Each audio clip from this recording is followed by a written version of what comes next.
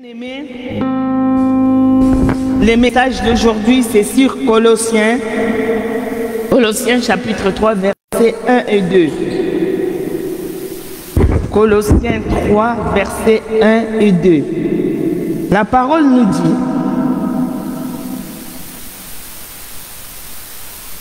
Si donc vous êtes ressuscités avec Christ, cherchez les choses d'en haut, où Christ est assis à la droite de Dieu. Verset 2. Affectionnez-vous aux choses d'en haut et non à celles qui sont en bas, non à celles qui sont sur la terre. Bien-aimés, ici la parole nous dit de chercher les choses d'en haut, les choses d'en haut. La parole nous dit de nous affectionner, de nous attacher. Affectionner, ça veut dire tu dois t'attacher aux choses d'en haut et non aux choses qui sont sur la terre. C'est vrai, sur la terre, il y a beaucoup de choses. Nous voyons de belles maisons, nous voyons de voitures, nous voyons de belles femmes, de beaux hommes. On voit tout par la vie. Ça, c'est sur la terre. Mais la Bible dit: affectionnez-vous aux choses d'en haut et non à ceux qui sont sur la terre. Nous devons nous poser la question: pourquoi on nous dit de chercher les choses d'en haut? Pourquoi on nous dit de chercher les choses d'en haut? Quand nous voyons à la création, quand nous lisons Genèse chapitre 1, nous allons voir comment Dieu il a créé. La Bible dit: Dieu créa les cieux et la terre. Et chaque fois Dieu disait, et la chose ça s'est réalisé. Il dit que la lumière soit, la lumière était là. Il a dit qu'il y ait de la verdure. Tout ce qu'il a dit, ça s'est réalisé. Jean chapitre 1, si vous lisez Jean chapitre 1, verset 1 à 3, la Bible dit: au commencement était la parole était avec Dieu, la parole était Dieu, et toute chose a été créée par la parole. C'est ça, Genèse chapitre 1. Dieu il dit, la parole crée, ça se réalise. Mais bien aimé, quand Dieu a créé toutes choses au commencement, dans le chapitre 1 là, la Bible dit que tout ce que Dieu a créé était bon. Tout ce que Dieu avait créé. Et la Bible dit même, ce que Dieu avait créé était très bon. Mais si tout ce que Dieu avait créé est bon, était très bon, pourquoi on nous dit maintenant de chercher les choses d'en haut et non ceux qui sont sur la terre? On doit se poser les questions. Nous sommes sur cette terre. Nous vivons sur cette terre. Mais pourquoi on nous dit de chercher les choses d'en haut et de nous affectionner aux choses d'en haut et non des choses sur la terre? Mais bien aimés, nous devons comprendre. Nous devons comprendre. La Bible nous dit dans 1 Jean chapitre 1 Jean, avant même qu'on arrive à 1 Jean chapitre 2, nous allons voir. La Bible nous dit dans Jean chapitre 17 au verset 14. Nous vivons sur cette terre, nous sommes sur terre, mais nous ne sommes pas de ce monde. Nous ne sommes pas de ce monde. Hein? La Bible nous dit dans Philippiens 3:20, la Bible dit: nous sommes des citoyens de cieux. Nous ne sommes pas de ce monde. Nous vivons dans ce monde, nous sommes dans ce monde, mais nous ne sommes pas de ce monde. Nous ne sommes pas de ce monde. On va se poser la question: mais je suis dans ce monde, comment je vis dans ce monde, mais je ne suis pas de ce monde. La Bible dit: si quelqu'un est en Christ, 2 Corinthiens 5, 17. Si quelqu'un est en Christ, c'est une nouvelle créature. Les choses anciennes sont passées et toutes choses sont devenues nouvelles.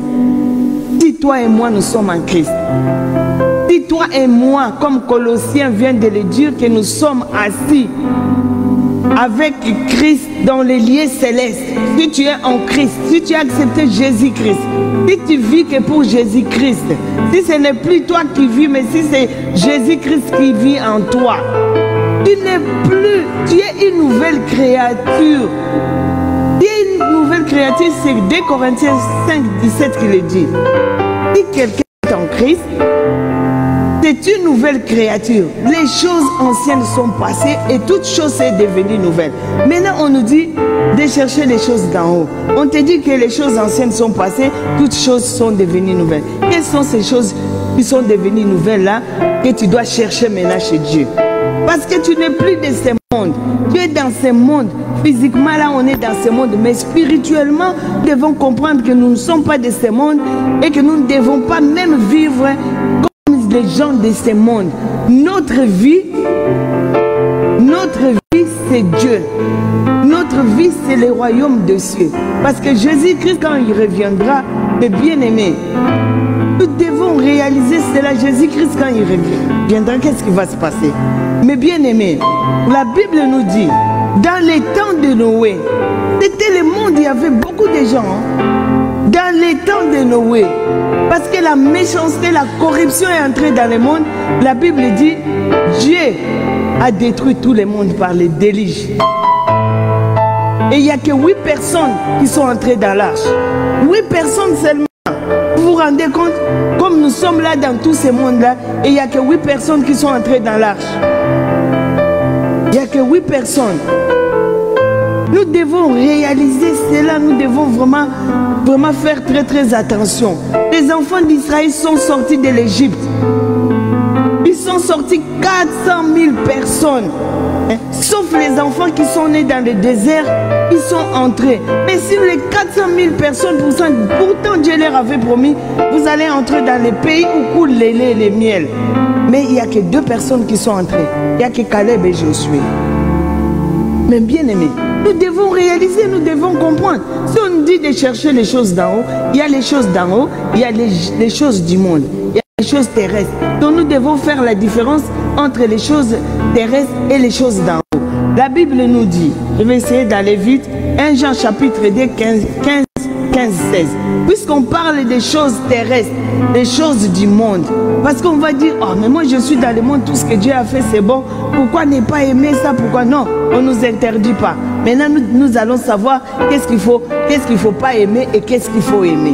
La Bible nous dit dans 1 Jean chapitre 2 verset 15 à 16. Je vais essayer de lire vite, il peut mettre comme ça, on va avancer. 1 Jean chapitre 2 verset 15 à 16 nous dit, n'aimez pas le monde, ni les choses qui sont dans le monde. Car les choses qui sont dans le monde, la convoitise de la chair, la convoitise des yeux et l'orgueil de vie, ce sont ces choses-là qui nous empêchent d'aimer Dieu. Dans le monde, Dieu nous a mis. Il t'a béni, tu as de belles voitures, tu as de belles choses, tu es bien, tu es beau. Ça, ce n'est pas un problème. Mais regardez ici la chose qu'on nous interdit dans le monde. C'est la convoitise de la chair. Tout ce qu'on a besoin pour notre corps. Hein? Parce que tu as la convoitise. La convoitise, c'est quoi? C'est envier, désirer quelque chose fortement. Hein? Tu veux quelque chose, mais la chose là, tu ne la veux même pas pour le bien. Si tu désires quelque chose, c'est pour montrer aux autres que je suis au-dessus de tout. Parce qu'il y a aussi l'orgueil. Tout ça, ça colle. Hein? La convoitise de la chair, la convoitise des yeux et l'orgueil de la vie. Ça colle. Hein? La convoitise commence. Ah, tu dis, ah, elle a une belle voiture. Moi aussi, j'aurai une belle voiture.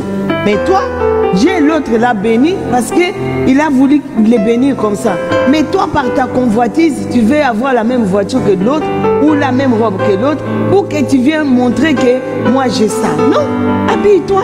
Si tu t'habilles en Versace, en Dior ou quoi que ce soit, que ce soit pour la gloire de Dieu. Parce que Salomon, la Bible dit, personne sur terre ne s'est jamais habillé comme le roi Salomon. Hein? Mais il n'était pas là pour montrer à tout le monde de regarder, non. Si Dieu te bénit, c'est la gloire de Dieu. C'est bien aussi que nous, les enfants de Dieu, on s'habille bien, qu'on voit qu'on sert Dieu et que Dieu nous protège, et Dieu nous vêtit, nous sommes propres. Hein? C'est pas que seulement nous, on s'habille dans les bazars. Non, tout appartient à Dieu. Hein? Donc, quand tu t'habilles, habille-toi, tu présentes Dieu. Ton cœur sait que je présente Dieu. Ton cœur sait que je présente. Parce qu'il y a même des païens qu'on ne peut pas évangéliser parce qu'ils nous trouvent qu'on est comme ci, comme ça. Hein? Dans la Bible, il y a eu des gens, il y a Salomon qui s'habillait, personne ne s'habillait comme lui. Hein? Habille-toi pour présenter Dieu, pour que l'image de Dieu soit glorifiée, mais pas pour que tu viennes, tu es supérieur aux autres, non. Mais bien aimé, nous devons faire attention. La convoitise de la chair, la convoitise des yeux et l'orgueil de la vie, toutes ces choses-là, c'est dangereux, c'est ce que Dieu ne veut pas. Hein? Moi, il faut que j'aie ça, parce qu'il faut qu'on voit que moi j'ai ça, moi il faut que je sois au top. Non. Tout ça, c'est la convoitise. C'est ce que Dieu ne veut pas. Ces choses-là, la Bible dit, n'aimez pas le monde ni les choses qui sont dans le monde. Si ça commence par amener la convoitise, c'est pas bon. Mais si Dieu te donne pour que son nom soit glorifié, et que son nom soit glorifié, que son nom soit glorifié, si tu t'habilles bien, sois fier. Je te dis, ah, aujourd'hui Dieu m'a donné la bonne santé, il m'a bien habillé, je suis fier. C'est comme ça. Hein? Mais tu ne vas pas t'habiller, tu dis, bon, quand je vais entrer, tout le monde va voir. Non, ça c'est pas bon. Ça c'est pas bon, c'est ce qui est interdit. Donc, n'aimons pas le monde ni les choses qui sont dans le monde. Dieu a créé toutes choses, c'était bon. Si tu le fais comme Dieu le veut, gloire à Dieu. Mais si tu ne le fais pas comme Dieu le veut, c'est ça les vrais problèmes. Quand nous voyons dans le monde, qu'est-ce qu'il y a? Quand nous lisons Galates 5, 19, 20, là nous sommes des choses qui sont dans le monde. La convoitise de la chair, bien aimé, lisons souvent la parole de Dieu. Dans Galates 5, à partir de versets 19 à 20, la Bible nous dit les œuvres de la chair. On nous a cité, et comme les écritures là-bas, des fois avec mes lunettes, je lis. La Bible nous dit, Galates 5, 19 à 20 nous dit, les œuvres de la chair sont évidentes. Ce sont la débauche, l'impureté, les dérèglements, l'idolâtrie, la magie, les rivalités, les querelles, les jalousies, les animosités, les disputes, les divisions, les sectes, l'envie, l'ivrognerie, les excès des tables et les choses semblables. Je vous l'ai dit d'avance, comme je l'ai déjà dit, que ceux qui commettent de telles choses n'hériteront point du royaume de Dieu. On appelle tout ça la débauche, l'impureté, les dérèglements, l'animosité. On appelle ces choses. Ce sont des choses qui nous lient dans les corps. La débauche, l'impureté, la jalousie. Tout ça, c'est dans les corps. Parce qu'il faut savoir que ici sur terre, il y a des choses qu'on voit, qu'on peut convoiter parce qu'on voit. Et il y a des choses qui sont dans nos membres. Ça, il faut faire très très attention parce que ces corps, c'est le temple du Saint-Esprit. Donc, si tu marches, tu sais qu'il y a des disputes, il y a l'animosité, il y a toutes ces choses qui sont citées ici. Sache que tu vis encore sur terre. Tu n'es pas assis dans les lieux célestes avec Jésus. Parce que celui qui est assis avec Jésus-Christ dans les lieux célestes, il n'y a pas toutes ces choses-là. Mais si tu vois que tu marches avec les envies et tout ça, parce que l'envie, ça pousse quelqu'un même à faire n'importe quoi, même à pécher. Hein? La débauche, déjà, tu pêches. Hein? Toutes ces choses-là, si tu vois qu'il y a ces choses-là, demande pardon à Dieu, demande que Dieu, parce que la Bible dit, c'est Dieu qui redresse ceux qui sont courbés. Tu ne pourras pas toi-même. C'est pour ça qu'il faut connaître la parole de Dieu. Jour et ici, il faut plaire, que Dieu t'enlève toutes ces choses-là. Mais bien aimé, faisons attention. Au lieu de chercher les choses d'en haut, on cherche des choses d'en bas. On va essayer de continuer, on va voir. Hein? Vous pouvez rajouter Colossiens 5, versets 5 à 9. Ça parle aussi presque la même chose comme Galates 5. Toutes ces choses-là, l'impureté, hein? Donc, on n'aime pas l'autre. Donc, entre nous, il y a trop de mensonges. Entre nous, il y a trop d'hypocrisie. Si tu vois qu'en toi, il y a l'hypocrisie, en toi, il y a trop de mensonges, tu n'es pas assis avec Jésus-Christ. Hein? Nous devons faire attention parce que c'est ces choses-là qui détruisent. La Bible dit, quand tu lis Colossiens 3, 5 à 7, toutes ces choses-là, l'impureté, toutes ces choses-là amènent la colère de Dieu. C'est pas moi qui l'ai dit. Ça amène la colère de Dieu. Colossiens 3, quand nous disons, je lis à partir du verset 5. Faites donc mourir ce qui est dans vos membres et terrestres. La débauche, l'impureté, les passions, les mauvais désirs et la cupidité qui est idolâtrie. Au verset 6 de Colossiens 3, la Bible nous dit, c'est à cause de ces choses que la colère de Dieu vient sur les fils de la rébellion. La colère de Dieu va venir. Tu vas gêner, tu vas nous faire tous les gymnastiques qu'on veut, mais la colère de Dieu est là. Parce qu'après, on gêne, on prie, mais toutes ces choses-là sont en toi. Tu es toujours envié, tu es toujours là, l'hypocrisie, tu es toujours... Parce que l'hypocrisie, on ne voit pas. Toutes ces choses-là, on ne les voit pas. Il n'y a que Dieu qui voit. Et si je suis jalouse de quelqu'un qui va voir, il n'y a que Dieu. Il n'y a que Dieu. Peut-être je viens, je cause avec toi, je rigole bien avec toi, mais mon cœur ne t'aime pas. Mais toutes ces choses-là, après, nous les enfants de Dieu, tu vas voir, il vit comme ça, mais c'est lui, quand il faut prier, quand il faut gêner, les premiers, les belles paroles qui sortent. Non, on peut mentir un homme, mais pas Dieu. Faisons très attention. Faisons très attention. Toutes ces choses-là, c'est terrestre. Donc là, on essaie de voir les choses terrestres qui peut nous empêcher de vivre bien avec Dieu, qui peut empêcher la bénédiction, qui peut empêcher. Aujourd'hui, il y a beaucoup qui attendent le mariage, il y a beaucoup qui attendent la joie, la paix. Chacun a quelque chose qu'il attend de Dieu. Mais pose-toi la question, pourquoi ça ne vient pas? On a enseigné ici, chercher les royaumes, chercher les royaumes, chercher les royaumes. Maintenant, il faut qu'on cherche les choses que Dieu veut. On a trop parlé la bénédiction, et les gens, ils croient que quand j'aurai la bénédiction, comme ça tout le monde va voir. Si Dieu te bénit, c'est bien. Et puis Dieu, il bénit, tu sais pourquoi il bénit? La parole dit, si Dieu te donne, c'est pour que tu donnes aux autres. Est-ce que vous savez ça? C'est pas parce qu'on t'a donné, c'est pour toi. Si Dieu te donne, c'est pour que tu donnes aussi aux autres. C'est la parole qui le dit. Hein? Mais aujourd'hui, on te donne et tu crois que ah, c'est pour moi, bon, je suis nul. Hein? Même si tu es comme moi, j'étais femme de chambre, Dieu me donne. Mais il faut que je sache aussi donner aux autres. Ce n'est pas attendre parce qu'il faut que j'en ai beaucoup. Non. Hein? Même si tu n'as qu'une baguette, tu coupes un petit bout, tu donnes à l'autre. C'est l'intention. Dieu regarde le cœur.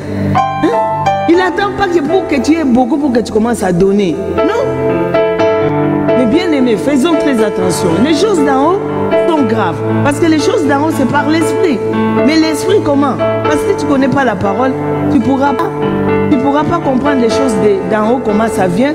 Et comment les choses d'en haut, il faut vivre avec les choses d'en haut. Parce que Dieu peut te donner les choses d'en haut. Mais maintenant, il faut comprendre, il m'a donné les choses d'en haut, comment je dois vivre. Je vais prendre un exemple dans la Bible pour qu'on puisse avancer. Jacques, on va lire Jacques chapitre 3.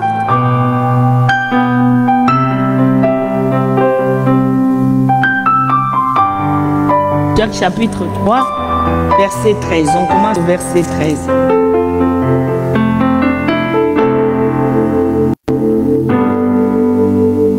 Jacques 3, verset 16. Et verset 13 à 17. La Bible nous dit ceci. Lesquels d'entre vous est sage et intelligent? Il montre ses œuvres par une bonne conduite avec la douceur de la sagesse. Mais si vous avez dans vos cœurs un zèle amer et un esprit de dispute, ne vous glorifiez pas et ne montez pas contre la vérité. Car cette sagesse n'est point celle qui vient d'en haut, mais elle est terrestre. Donc quand il y a les désordres, il y a les disputes, ça ne vient pas d'en haut, c'est terrestre. Et la Bible dit, elle est terrestre, charnelle et diabolique. Quand toi tu te disputes, tu as des ailes amères, tu as des soupçons. La Bible dit, tout ça c'est diabolique. C'est diabolique. Tu te rends compte qu'il te dirige quand il y a les disputes, quand il y a les désordres. C'est le diable qui te dirige. Et là, il faut qu'on dise les choses face à face. C'est le diable qui dirige. Ah oui, moi je lui ai dit, c'est diabolique. Un gars n'a ici, c'est diabolique. C'est le diable qui parle. C'est C'est le diable qui parle. Nous devons faire attention. On ne fait pas attention après les soirs, les jours où il y a un problème. Et Seigneur dit, il avait dit à Komona, t'as oublié même ça. Faisons très attention. Les langages là, tu crois que parce que toi tu as voulu prouver à l'autre. Mais Dieu, tout il sait. Il sait. Et quand tu vas venir, ah Seigneur, pardonne-moi, tu as oublié même que tu as fait tout ce qu'on avait là. Eh bien, mais faisons attention. On ne se moque pas de Dieu. Hein? On ne se moque pas. Tout ce que nous aimons, nous allons récolter. Faisons très attention. Alors, là, on nous montre que là où il y a les désordres, il y a les ailes amères, là où il y a tous les œuvres de la chair, toutes ces choses-là, c'est diabolique, c'est terrestre. Tout ce qui est terrestre, c'est diabolique. Hein? Quand tu vis dans ces choses-là, c'est le diable qui te commande. Tu peux nous dominer, nous faire. Tu peux tout faire. Mais c'est le diable qui te commande. Et ta fin, ça sera encore pire. Et aujourd'hui, c'est pour ça que Dieu veut qu'on cherche les choses d'en haut. Qu'on comprenne les choses d'en haut. Qu'on comprenne les langages d'en haut. Parce que dans les choses d'en haut, il y a aussi les langages d'en haut. Parce que tout langage que nous mélangeons ici sur terre, ce n'est pas les langages d'en haut. Pour comprendre en haut, quelles sont les choses d'en haut, quel est le langage que je dois parler, pas n'importe quel langage. Merde, merdoula, tout ça, ça nous amène où? La première personne qui a sorti les mots de merde, putain, tout ça, il sait ce qu'il disait. Quand toi tu dis, tu ne sais pas ce que tu dis. Tu sais qu'est-ce que ça t'amène. Mais Dieu connaît la signification de ces mots-là. Et c'est lui qui va juger. Faisons très attention. N'utilisons pas n'importe quel langage. Nous sommes les citoyens des cieux. On est les citoyens des cieux. La Bible nous dit dans Jacques chapitre 3, au verset 15, cette sagesse n'est point celle qui vient d'en haut, mais elle est un reste charnel diabolique. Car là où il y a un zèle amer et un esprit de dispute, il y a du désordre et toutes sortes de mauvaises actions. La Bible nous dit, là maintenant on est au verset 17. La parole nous dit, la sagesse d'en haut. Il y a une sagesse d'en haut. La sagesse d'en haut est pacifique. Elle est pure. Elle est modérée, conciliante, pleine de miséricorde et de bons fruits, exempte de duplicité, d'hypocrisie. La sagesse d'en bas, c'est diabolique. Quand tu crois que oh, tout le monde me voit sage parce que moi quand je dis ça, tout le monde accepte. Quand c'est diabolique, c'est diabolique. Tu maudis ta vie toi-même. Et quand tu cautionnes aussi les gens qui sont comme ça, tu maudis ta vie, tu maudis la vie des autres là aussi. Faisons attention, pour, surtout nous les enfants de Dieu, pour les conseils. Au lieu d'avoir le langage de Dieu, la sagesse qui est pure, qui est pacifique, qui est modérée, tu vas voir un enfant de Dieu qui conseille, qui dit, il t'a fait ça. Fais ça, tu vas voir, il va avoir peur de toi. Et bien aimé, Dieu quand il va te lâcher, quand tu auras des problèmes, c'est toi qui vas pleurer parce que c'est Satan qui va commencer à te menacer. Faisons très attention, même entre nous pour donner les bons conseils. Hein? Je préfère être dur, même si tu trouves que je suis dur, mais si je le fais pour te protéger, c'est encore mieux, non? Hein, que de faire semblant et le jour où tu es en danger, même moi je ne pourrais rien faire. Les jours où tu seras en danger, je ne pourrais rien faire. Parce que c'est Dieu qui décide. Mais aujourd'hui, non, les gens préfèrent qu'on les câline, qu'on cajole, même de faire semblant, même s'il faut que je mange juste pour avoir confiance à la personne. Toi et moi, on se retrouvera en enfer. Et le jour, Dieu va fermer les cieux que la pluie ne tombe pas. Ça va être la souffrance pour toi et moi. Parlons-nous de la vérité qui est la parole. Si tu vois quelqu'un, il ne marche pas droit, tu dis non, la parole dit ceci. Et pour ça, il faut connaître la parole. Parce que même si quelqu'un dit ce qui tu dis, moi je t'ai donné la parole, tu es libre. La Bible dit, tu connaîtras la vérité t'affranchira. C'est elle qui a franchi. Ce n'est pas nous qui affranchissons. Là, la parole nous dit, il y a les choses d'en haut, il y a la sagesse d'en haut. La sagesse d'en haut, elle est pire, elle est pacifique, elle est conciliante. La sagesse d'en haut, quand il y a un problème, tu essaies de trancher l'histoire selon la parole de Dieu. Tu essaies d'aider les frères.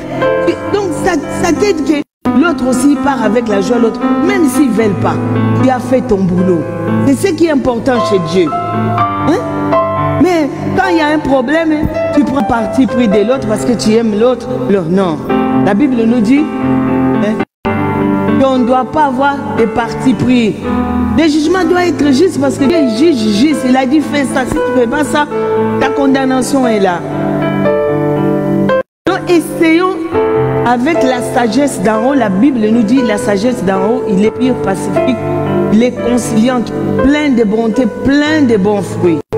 Même si des fois tu es persécuté, même si on te fait du mal, hein? Tu vois, j'entends beaucoup. C'est quand quelqu'un est dans les situations difficiles, tu vas comprendre s'il marche selon Dieu ou pas, s'il a la foi ou pas. Tu vas entendre, surtout quand quelqu'un est dans les problèmes ou quelqu'un est fâché. Même si tu peux donner tous les versets, tu vas comprendre, non. Celui-là, celle-là, il ne connaît pas Dieu. Parce qu'il va commencer à t'expliquer. Mais bien aimé, la sagesse d'en haut, c'est quoi? Nous allons prendre l'exemple dans la Bible. Nous allons prendre l'exemple du roi Salomon. Je vais donner juste les versets et puis on va aller un peu vite pour qu'on puisse terminer. Nous allons voir quelqu'un qui avait la sagesse d'en haut. Et bien aimé, nous allons prendre les livres de rois. Un roi chapitre 3. Je vais donner les versets et après on va continuer notre prédication. 1 roi 3, versets 5 à 13. 1 roi chapitre 3, versets 5 à 7.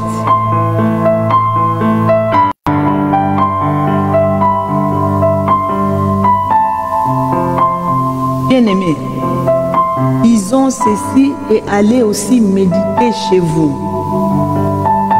Parce que les choses d'en haut, des fois c'est des choses compliquées. Des fois on se demande, mais comment? Là la Bible nous dit dans Jacques, la sagesse d'en haut. La sagesse, donc il y a une sagesse d'en haut. Oh vieux Wanaza sage, je vais aller chez lui, il va m'aider, il va me guider. Sache attention, il y a aussi une sagesse qui est diabolique, qui est terrestre. La sagesse, la vraie sagesse, c'est la sagesse de Dieu. La sagesse d'en haut, ici qu'on dit, elle est pure, elle est pacifique, elle est conciliante. Mais bien aimé, nous allons lire ces passages. Je vais lire pour qu'on puisse avancer. 1 roi chapitre 3, je commence au verset 5. À Gabaon, l'Éternel apparut en songe à Salomon pendant la nuit. Et Dieu lui dit, demande ce que tu veux que je te donne. Salomon répondit, tu as traité une grande bienveillance ton serviteur David mon père, parce qu'il marchait en ta présence dans ta fidélité, dans la justice et dans la droiture de cœur envers toi. Tu lui as conservé cette grande bienveillance et tu lui as donné un fils qui est assis sur son trône comme on le voit aujourd'hui.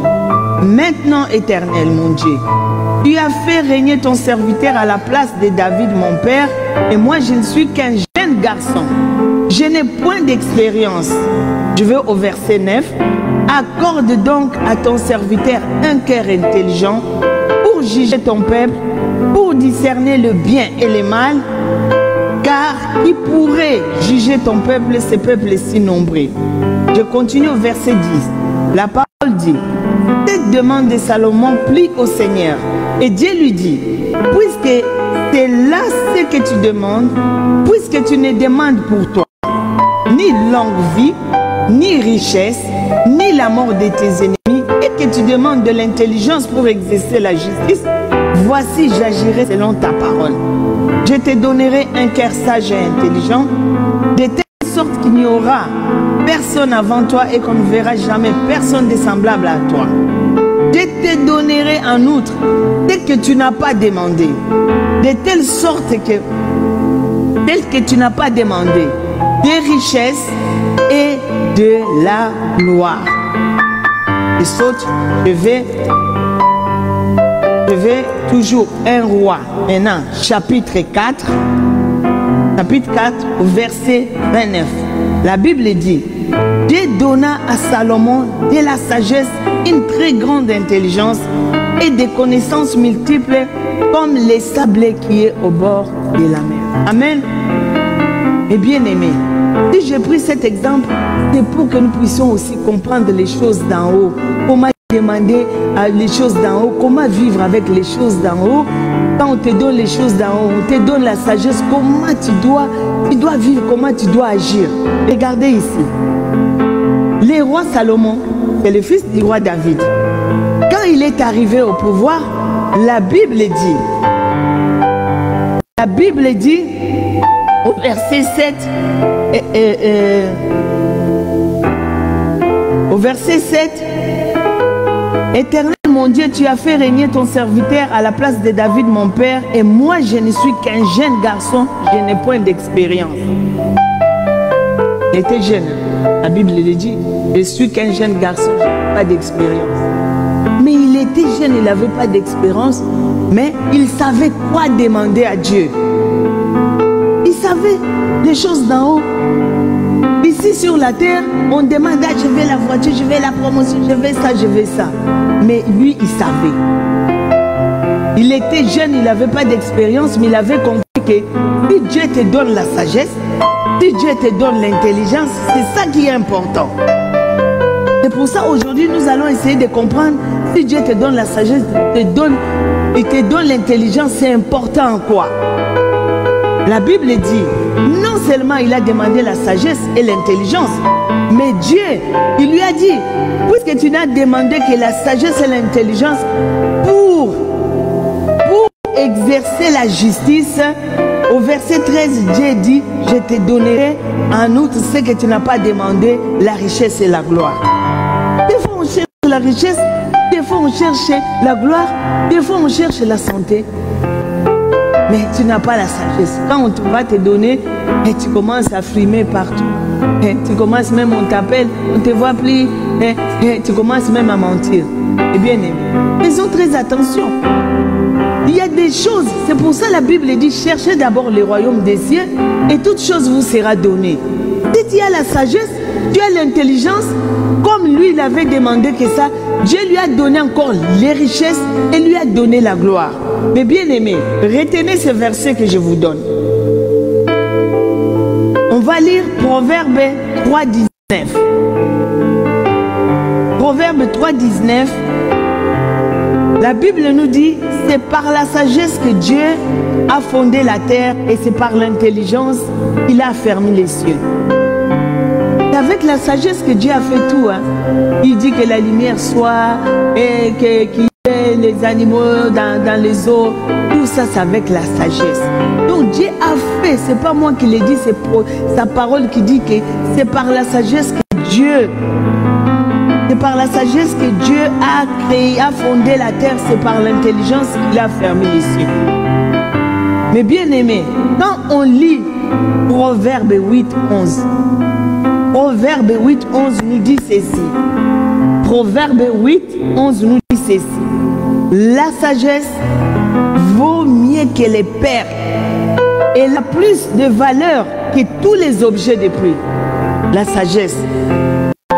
La sagesse vaut que les perles. Elle a plus de valeur que tous les objets de prix. Tu peux avoir les Porsche, tu peux avoir les Jaguars, mais la sagesse a plus de valeur que toutes ces choses-là. Vous vous rendez compte? Parce que c'est lui qui va t'amener la richesse. C'est lui. Parce que quand tu as la sagesse, c'est que tu marches comme Dieu. Tu agis comme Dieu. Tu fais comme Dieu. Là où il faut amener la paix, tu amènes la paix. Là où il faut amener une maîtrise de soi, là où il faut comprendre, tu comprends. Tu as tout, tu marches comme Dieu. Dieu, il ne manque rien. Tout ce qu'il veut, il a. Et tout ce qu'il veut, dès qu'il parle, la chose se réalise. Dès qu'il ordonne, ça existe. Mais c'est parce que nous, on n'a pas compris, on commence à chercher les choses du monde, alors que la Bible dit cherchez d'abord les royaumes et sa justice et toutes ces choses vous seront données. Maintenant, il faut savoir quelles sont les choses d'en haut. Demande comme Salomon la sagesse, l'intelligence, pour que partout où tu vas aller, que ce soit dans ton travail, que ce soit tes finances, que ce soit tous tes études, que ce soit les mariages que tu attends, que Dieu te montre comment il faut vivre, comment il faut faire, comment il faut parler pour qu'il y ait la réussite. Et maintenant, nous les enfants de Dieu, non, c'est nous-mêmes qui commandons nos vies, c'est nous qui commandons Dieu. Quand j'ai besoin de ça, je viens, je crois que si je gêne, si je demande, il va me donner. Je ne donne pas n'importe comment. Hein. C'est pour ça la Bible nous dit, vous demandez mal dans le but de satisfaire vos passions. Faisons très attention. Posons-nous la question pourquoi des fois on demande, on n'a rien. Parce qu'on a commencé à chercher les choses que Dieu n'a même pas besoin qu'on cherche. Il faut qu'on change, qu'on change. Les autres, ils avaient la puissance, ils avaient tout. La Bible dit les apôtres, ils persévéraient tous d'un commun accord dans l'enseignement, dans la communion. Aujourd'hui, il n'y a pas de communion fraternelle. Dans l'église, il n'y a que l'hypocrisie, il n'y a que... Je ne sais même pas comment qualifier. On a peur de prêcher ça parce que bien les bandits vont partir. Si on va rester dès qu'on reste deux, mais qu'on entre au royaume des cieux. Mais oui, c'est comme ça. Moi, ça ne me fait pas peur. Si quelqu'un parle, je prie toujours. Même pour les bons et les méchants, je prie toujours. Mais ce n'est pas ça qui va nous faire paniquer pour qu'on ne vous prêche pas la vérité. Faut qu'on dise la vérité parce que ta vie en dépend, ma vie en dépend. Les jours où tu seras dans les situations difficiles, moi aussi je vais pleurer. Quand on comprend, on ne comprend pas. On a compris l'amour de Dieu, on a compris les choses de Dieu. Les choses de Dieu, c'est l'amour, la paix, la patience, toutes ces choses-là, les bons fruits. Les choses de Dieu, on reconnaît que celui-là, il a les choses de Dieu. Parce que si tu ne lis pas la parole, tu ne vas pas comprendre. Tu ne peux pas te revêtir des choses de Dieu. Parce que dans les choses de Dieu, tu vas comprendre qu'il faut l'amour, il faut ça, il faut ça. Si quelqu'un est malade, moi aussi, je dois sentir que je suis malade. Mais toi, quelqu'un est malade, tu commences à appeler les autres. Ta vie, c'est qui lui est arrivé. Mais attends, toi aussi, ça va t'arriver. Même si ça n'arrive pas dans la même façon que l'autre. Le salaire du péché, c'est la mort. Hein. Ce que tu as sémé, tu vas récolter. Faisons très attention. Aimons-nous avec un cœur sincère. Pas d'hypocrisie, pas de jalousie. Si aujourd'hui, la sœur Nancy, si je dis gloire à Dieu, les jours où je manque, où je vais aller manger, c'est chez Nancy. Les jours où je manque, qui je peux appeler pour me dépanner, dire oh, c'est toi. Parce que je sais que Dieu t'a donné pour que tu puisses aussi donner aux autres. Donc si ces jours-là, peut-être quand je vais te dire, ah, tu sais, j'ai des situations difficiles, toi-même tu vas dire, maman Charlotte, t'inquiète pas, allez, prends. C'est comme ça que Dieu donne. Je n'ai même pas besoin de te demander. Aujourd'hui, même les enfants de Dieu, quand l'autre lui dit, hey, aujourd'hui, je n'ai même pas eu même l'argent pour acheter la baguette, il dit, elle aussi, même la baguette, il manque l'argent. Mais Dieu a voulu que tu entends pour que tu puisses donner. Hein? Nous sommes où? Nous sommes où? Nous vivons sur terre. Hein? Nous sommes où? Hein?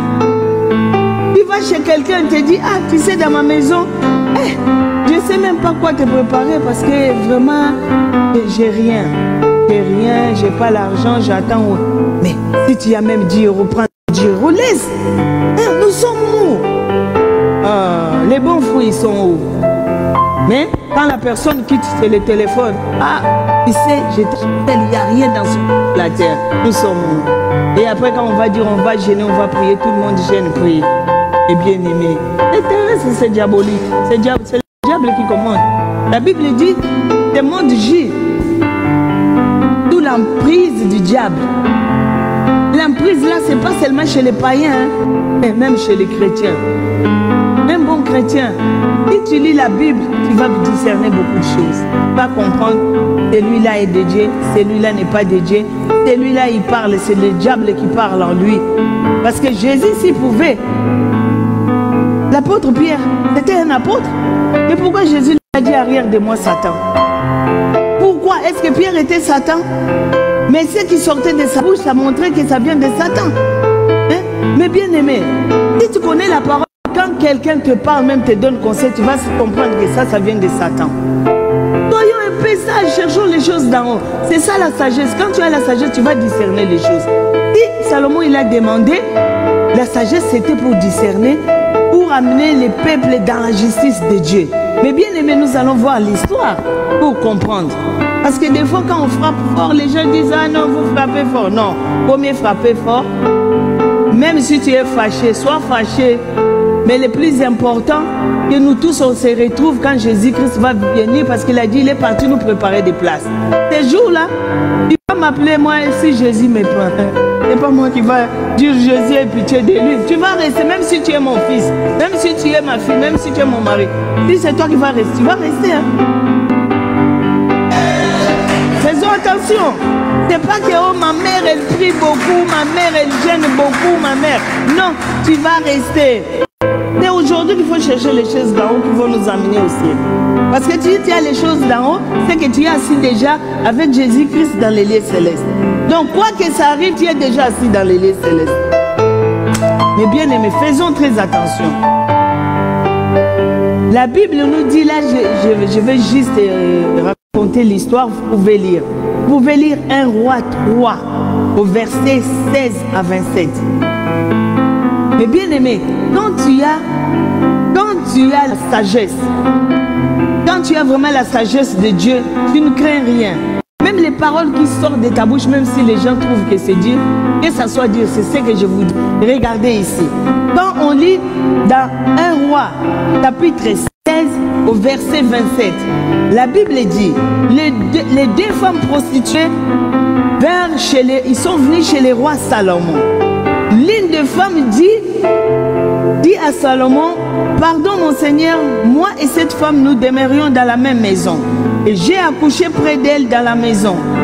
3 jours après, cette femme a aussi accouché. Nous habitions ensemble, aucun étranger n'était avec nous dans la maison. Il n'y avait que nous deux. Le fils de cette femme est mort pendant la nuit parce qu'il s'était couché sur elle. Et s'est levé au milieu de la nuit. Elle a pris son fils à mes côtés tandis que la servante dormait et l'a couché dans son sein. Et son fils qui était mort, elle l'a couché dans mon sein. Le matin, je me suis levée pour allaiter mon fils et voici, il était mort. Je l'ai regardé attentivement là, le matin et voici, ce n'était pas mon fils et j'avais enfant. L'autre femme dit au contraire, c'est mon fils qui est vivant et c'est toi et c'est ton fils qui est mort. Mais la première répliqua, nullement c'est ton fils qui est mort et c'est mon fils qui est vivant. C'est ainsi que parlèrent devant les rois. Les rois dit, l'une dit c'est mon fils qui est vivant. C'est ton fils qui est mort. Et l'autre dit, c'est ton fils qui est mort et c'est mon fils qui est vivant. Puis il ajouta, apportez-moi une épée. On apporta une épée devant les rois. Et le roi dit, coupez en deux l'enfant qui vit et donnez à moitié à l'une et à l'autre moitié.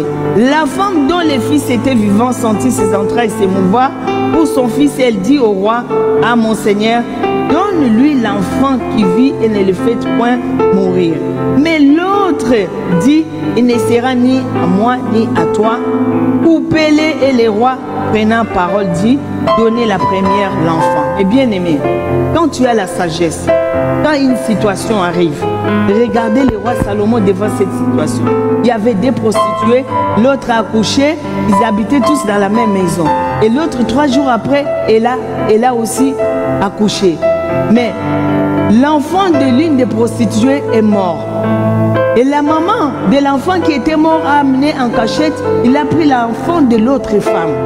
Mais bien aimé, quand ils sont venus devant Salomon pour exposer ses problèmes, qu'est-ce que Salomon il a dit?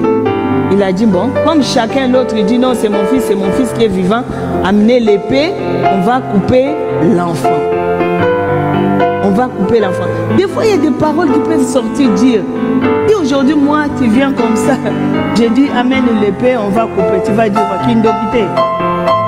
Tu vas dire, oh, comme Kindok, église abandonne. Il y a des fois des paroles qui peuvent sortir, qui sont dire, juste pour comprendre, pour résoudre les problèmes. Hein? C'est sorti comme ça, il n'avait pas besoin de couper.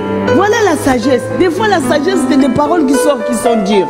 Mais si aujourd'hui, c'était moi, les gens, ils viennent comme ça, je dis, amenez, on va couper. Avec Indoki. Mais bien aimé, discernons. Il y a des fois des paroles dures. Hein? Il y a des paroles dures juste pour trouver la solution. Quelle est la bonne solution? Des fois, même si on te dit des choses dures, des fois c'est pour comprendre qu'est-ce qui se passe. Toi, tu ne vas pas comprendre. Lui, il avait la dimension là de comprendre, de discerner. Dieu lui a donné cette façon de juger, cette façon de comprendre, cette façon de poser les mots. C'était juste pour comprendre qui est la vraie maman. Parce que la vraie maman n'acceptera pas qu'on coupe l'enfant. C'est pour ça, mes bien-aimés, tout ce qu'on te dit, des fois, tu trouves que c'est dur, c'est dur. C'est pour ton bien. Et pour ton bien, c'est pour que tu aies ta bénédiction. Ta bénédiction est là. L'enfant est là. Maintenant, parce qu'on a dit de couper, écoute même pas ce qu'elle me dit. Oh, quel genre de Salomon, il me dit la sagesse de Dieu. Et bien aimé, la Bible dit, la sagesse vaut mieux que les pères, elle a plus de valeur que les objets de prix. La Bible nous dit dans Proverbe 16:16, combien acquérir la sagesse vaut mieux que l'or. Si tu as la sagesse vaut mieux que l'or. Combien acquérir l'intelligence est préférable à l'argent. Si tu as l'intelligence, ça vaut mieux que l'argent. On a vu des enfants comme Daniel. Des fois, on se tracasse, on cherche qu'est-ce que je deviendrai, qu'est-ce que je deviendrai. Pas comme les Daniel. Les enfants avaient la crainte de Dieu. Dieu leur avait donné la sagesse, toute la connaissance du monde. Et ils ont mérité des postes élevés. On cherche, oh, moi je veux une promotion, je vais dans mon travail, je vais exceller. Et soit comme Daniel, lisez la parole. Quand on cherchera les choses d'en haut, on va comprendre comment ces choses-là, comment il faut vivre, comment il faut agir, comment il faut parler. Eh bien, toutes les choses nous seront données. Si tu as la sagesse vaut mieux que l'or. C'est plus que l'or. Et l'intelligence, c'est plus que l'argent. Mais bien aimé, nous, on court de gauche à droite. Je vous conseille de bien méditer, de vraiment de demander à Dieu qui nous donne la sagesse, qui nous donne l'intelligence. Tu vas voir quelqu'un, s'il a un problème, oh pasteur, on va prier, on va gêner parce que Dieu, il faut qu'il donne la solution. Non. Commençons à gêner pour la sagesse, pour l'intelligence. Commençons à gêner que Dieu nous donne l'amour. Ce sont ces choses-là qui vont nous amener tous les biens, toute la richesse. Et c'est même pas ce qu'on demande là. Hein? On a dit chercher d'abord les royaumes et la justice de Dieu. Il faut connaître les choses du royaume. Tu sais que dans le royaume, il y a la patience. Tu sais que j'arrive pas à me maîtriser, j'arrive pas même par mon langage. Tu dis, Seigneur, aujourd'hui, je vais gêner juste pour ça. Que tu corriges mon langage, que tu corriges ma façon de parler, ma façon. Hein, parce que quand j'entre, tout le monde, vraiment, voilà que l'orgueil qui est à moi part. Mais aujourd'hui, on gêne que pour les choses de ce monde. C'est ça, chercher le royaume. Dieu, il fait pleuvoir pour les justes et les justes. Ne pense pas parce que Dieu, il a fait pleuvoir. Mais il a fait pleuvoir parce qu'il fait pleuvoir aussi pour les justes et les injustes. Il fait lever le soleil pour les méchants et aussi pour les bons. Même ceux qui ne prient pas. Le soleil tombe et le soleil éclaire et la pluie tombe pour eux. Faisons très très attention. Commençons à chercher les choses d'en haut et non les choses d'en bas. Que Dieu vous bénisse.